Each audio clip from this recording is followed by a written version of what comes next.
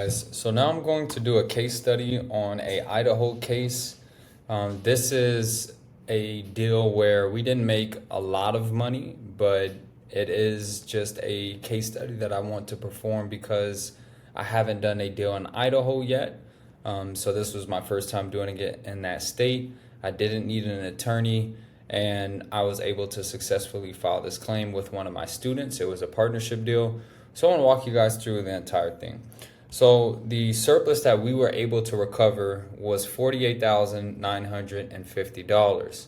And this was kind of complex. That's why I want to give this case study so that you guys can know all the steps and things that you might face when you're doing this business. So this was the property. We were able to make money without owning the property, without renting the property, without rehabbing the property, without putting it on Airbnb, without wholesaling. We simply helped the property owner file for the surplus funds after they were foreclosed. All right. So when the foreclosure took place, the client had a mortgage payment that was basically outstanding. So the foreclosure took place, and in Idaho, they have non-judicial foreclosures. Non-judicial means that it's not held with the county or the trustee. It's held, or a sheriff. It's actually held by a trustee. So in this case, the trustee handled the foreclosure, and they're also going to handle the surplus disbursement. So I'm going to walk you guys through how you can go about that, do all of these items, and I was able to successfully do this while not being an attorney or even using an attorney.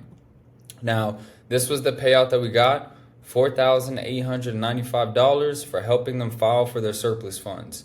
This did not have to require much overhead expenses, and it was actually a pretty decently smooth process. All right.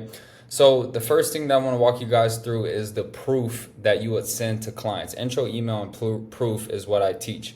So on this case, the deal was a non-judicial mortgage foreclosure. So we got our data from Property Radar. All right. We were able to see, hey, this property sold for more than what was owed.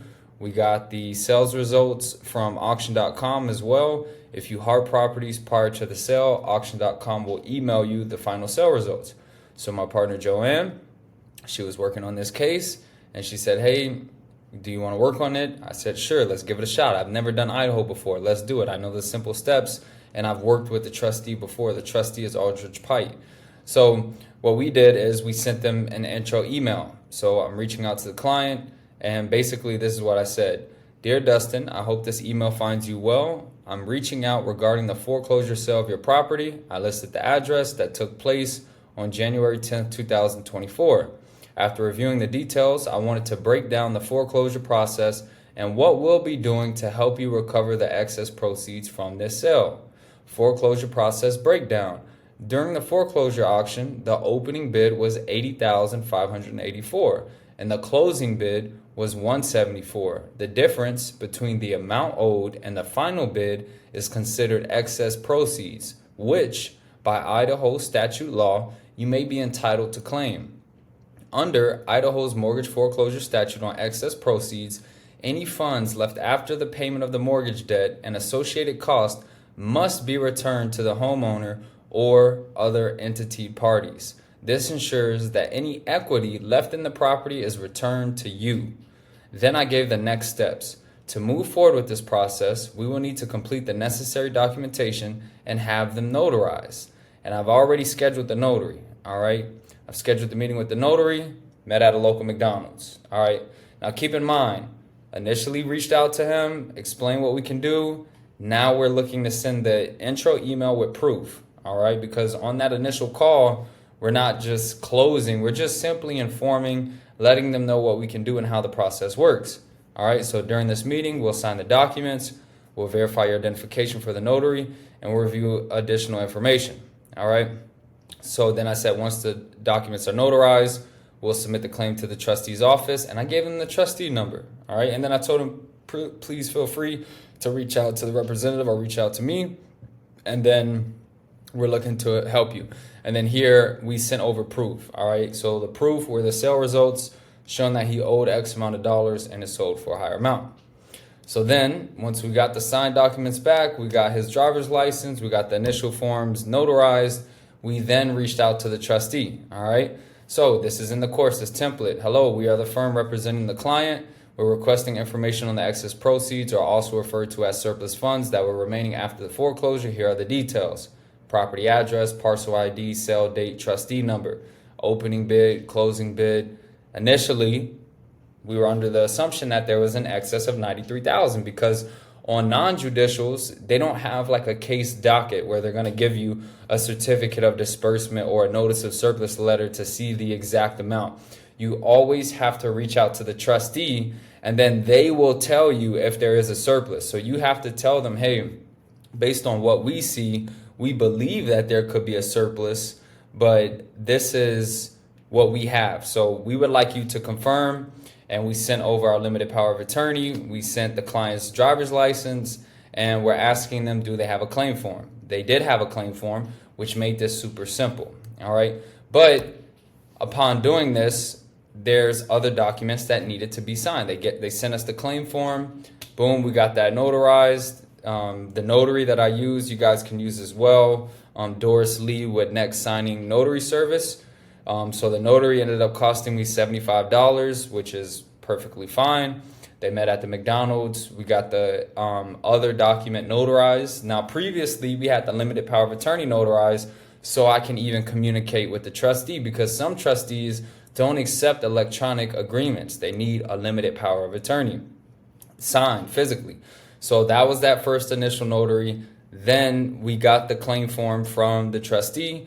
Then we got that notarized. So now, boom, we're good to go. We got driver's license, we got the limited power of attorney, and we got the claim form, and we got the agreement form. So we're good to go. We attached the deed document.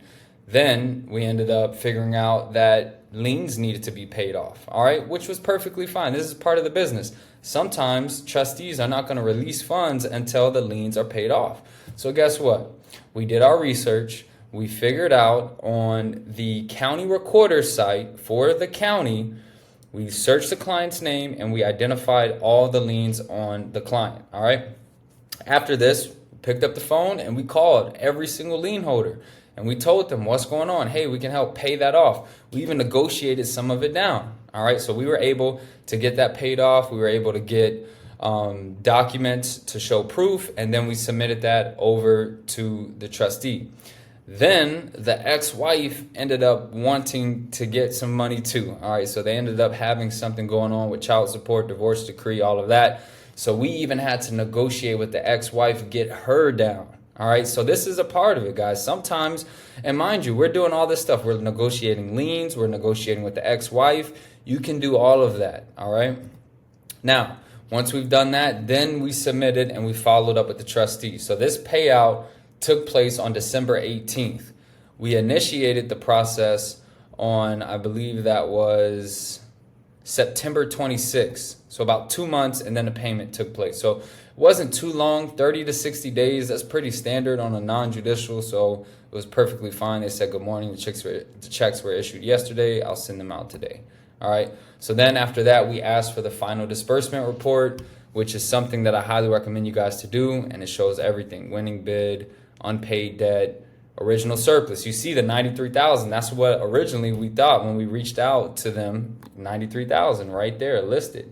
So we were initially right. It's just other things came into place. We had other stuff with lien holders, and then the ex-wife we had to negotiate with. And then when it's all said and done, we ended up getting them $48,950. And it was a good experience to be able to do all of this. We didn't need an attorney. Huge shout out to Joanne. Consistent follow up, talking to the client, making them feel comfortable. On this one, the client did receive the payout from the trustee, and then we invoiced them and they sent the check. So everything was good. And this was a nice, successful claim in Idaho. So hopefully you guys know, just a quick recap: non-judicials, you're going to deal with the trustee. All right. When it comes to trustees, you'll never know the exact surplus until you reach out to them. So based on your sales results, you're going to send that to them. You get the client under contract, you get the limited power of attorney, then they'll work with you. All right. We didn't have to be an attorney to do this. We filed everything, and we did a lot of work to get our, 10% on this initially, Joanne did have him at 25, but other companies started contacting him, and instead of losing the business, we just said, hey, we'll offer you the lowest rate guarantee. He had somebody else to try to match. We ended up getting it done. All right. At the end of the day, I'd rather get something done than sit up there and not. All right. So this was good. Idaho's checked off my list. I think I have about 3 other states that I haven't done yet, and then I will have officially done all 50 states. But hopefully you guys enjoyed this video.